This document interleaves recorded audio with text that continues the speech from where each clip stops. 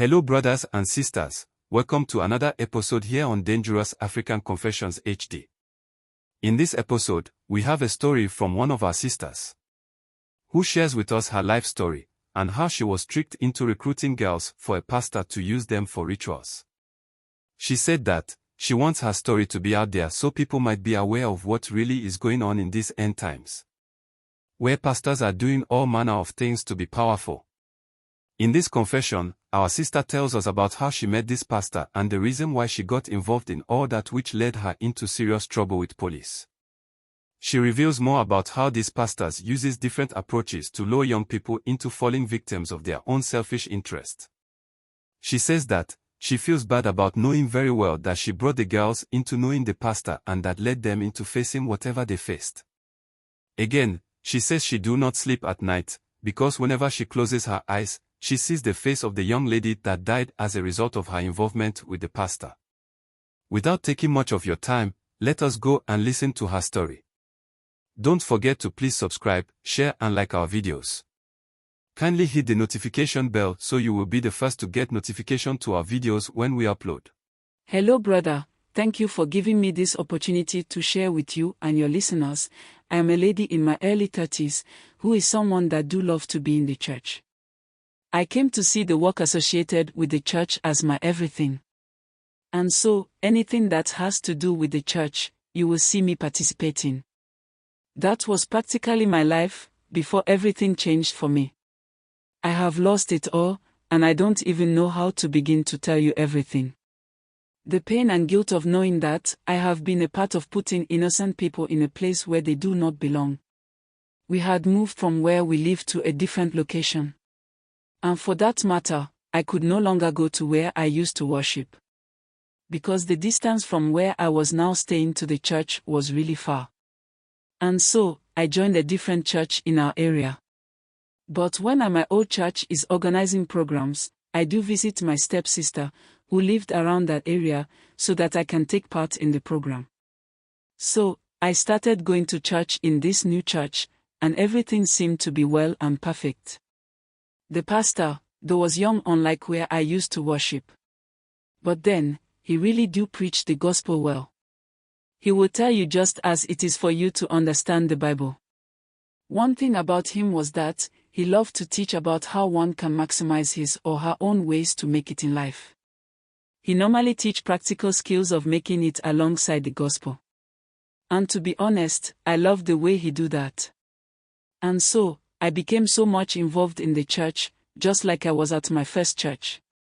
So, I began to take on roles in the church, just as I was at my previous church. This is how I became close to the pastor. He called me one day and told me that he really admired how, even though I am new there, I have dedicated myself to the church. I told him that, as for me, when it comes to church matters, I give my all and do not look back. He was impressed, and even prayed for me for strength to go on with what I have started. Gradually, I became close to the pastor. That is when everything started. I didn't know that becoming closer to him will bring me this far. If I knew, things would have been different. One evening, after the evening service, the pastor called me and said he wanted to talk to me about something. And so, I should wait for him to finish what he was doing. After everything, he sat me down and then told me that he needed me to convince new young girls to come into the church. He said that when he looks at the congregation when he is preaching, he realizes the guys are dominant in the church. So he was giving me the task to try and talk to girls in the community to come and be a part of the church. It was something huge for me. Because for the pastor to put me in charge of such a task means that he has seen something good or special in me. That was what I was thinking. Little did I know that he had his own motive why he wanted me to do such work in the name of the church. I also promised him I would do my best to do what he has asked of me. So, I started talking to some few members in the community to come join our church. And not too long, I got 2 ladies who agreed to be a part of the church. So, when they came, I introduced them to the pastor to let him know that I have indeed started working. He told them in front of me that he wants to engage a lot of young ladies so that they will undergo some spiritual cleansing and then push them into financial freedom. I didn't think evil of his statement. To me, he was only using those words to mean that he will need them to be holy before he would do whatever he had said. He then told them that whoever participated in the program for only the girls' group that he wants to form, blessing will be their portion, and even their families will all benefit from it. So, the girls also started talking to other ladies in the community as well, unaware of the dangers that were lurking beneath the surface. All they were concerned with was about their breakthrough. So, it was more of a class for the girls. They will normally go to the church premises on Thursday evening to meet the pastor. And then, he would take them through teachings. After about 2 weeks, we had gotten about 6 new girls who were all meeting him on the Thursdays. After a week in the initial teachings, that was when he started with the cleansing and spiritual bath. With the cleansing and spiritual bath, I never knew until one of the ladies confronted me about it. That was where she told me what the pastor had attempted to do with her in his office too. The thing was that, the pastor, when he told them that he had finished with the teachings, told them to be meeting him each Thursday, but this time, it was 1 person per day. So, if this person comes this Thursday, a different one will come the following week. That was how he had time and was able to carry out his evil deeds. So, when you go to him, at the church premises, he will usher you into a room where they said, he will tell you that you are about to be cleansed. After that, he will give you something to drink, and because you know him to be a pastor, you wouldn't think bad about it. But as soon as you take the drink, that will be it. Whatever he will do to you, it is more like you will love it and will be going back for more. Apparently, he had this altar, built in one secret office of his inside his own office, where he was doing that. When you take the drink and after some time, he realizes you are not in control of your senses, he will take you to that room, and on that altar that he has built there, and then sleep with you. After everything, when you come back to yourself, he will give you huge sums of money. You see, what shocked me most was that, even when Eva the lady that confronted me talked about it, the other ladies were ready to fight her for talking bad about the pastor. It was more like, they were under some spell or something. And for that matter, they felt some sense of allegiance to the pastor. I don't know whether it's because of the money he was giving them or if truly they were under some kind of spell. All this that I'm saying came after one of the girls fell sick and was at the point of dying, that we all got to know what he has been doing with the ladies. The thing is that one of the girls had fallen sick and his family tried any means for her to be well medically. But it was getting worse. So unknown to the parents, one afternoon, her uncle took the girl to some spiritualist, who told them that someone has been sleeping with her in front of a dark spirit. And it is time that the spirit wants to take her soul. So, the uncle, when he came to the house with his niece, told his sister about it. But because to them, the uncle is not a church person and believes in these spirits and all those things, they didn't mind what he had told them. And so, the very next 2 days, the girl died. That was when they decided to take action and push to see whatever truth is in what the uncle had told them.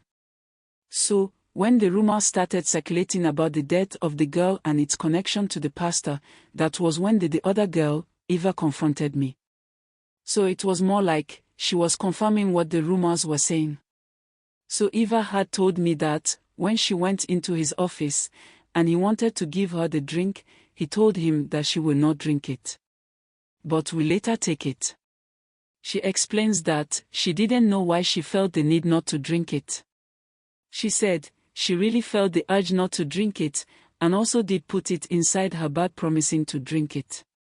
But the pastor insisted if she will not drink it, she should give the drink back. This, she said, was when she realized maybe there is something wrong with the drink.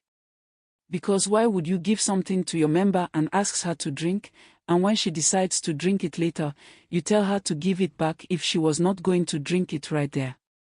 So, she angrily gave the drink back to the pastor and left the office.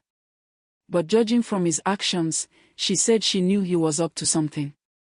The girl who died, her parents came to the church and had a serious argument with the pastor and some elders who were still in the church. So, not after some few days, the pastor was invited to the police station for questioning.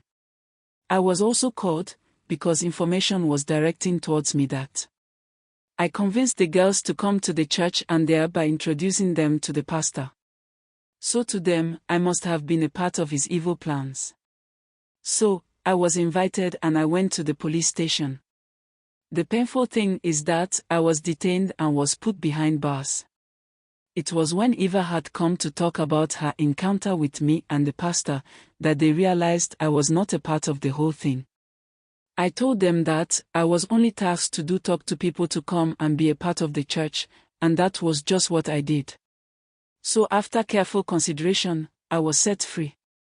But then, the investigations revealed that they got some of the drinks he was giving the ladies. And when they had poured the drinks in bowl, any animal that did taste the drink fell to sleep. So, that tied with what Eva had told them and he was arraigned before court. Honestly, since then, I have not had any sleep. When I close my eyes, I see this beautiful lady's face. I really feel bad about what has happened to her. And knowing that I convinced her to join the church is what is killing me. I wish you will understand and feel what I am feeling now.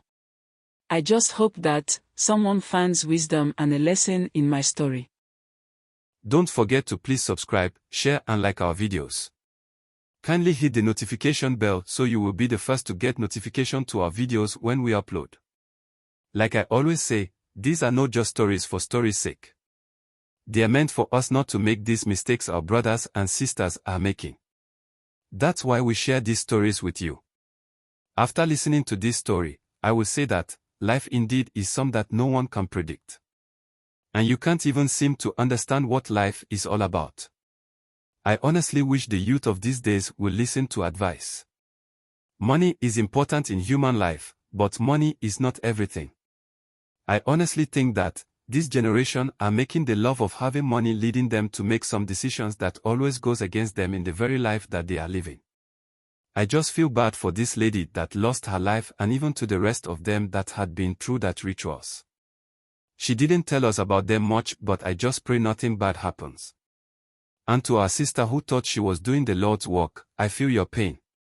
I can understand what you are going through now. But then, you know the right thing to do now is go close to your Maker the more.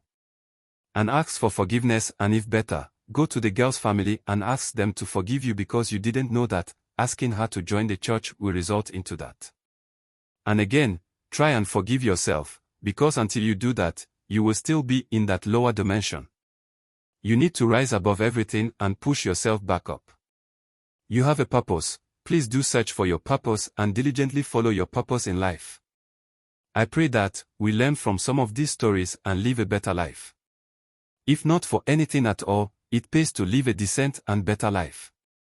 Stay blessed and be safe. Thanks for being a part of this growing family. Kindly share your thought with us in the comment section below. And if you are new here, please subscribe, like and share.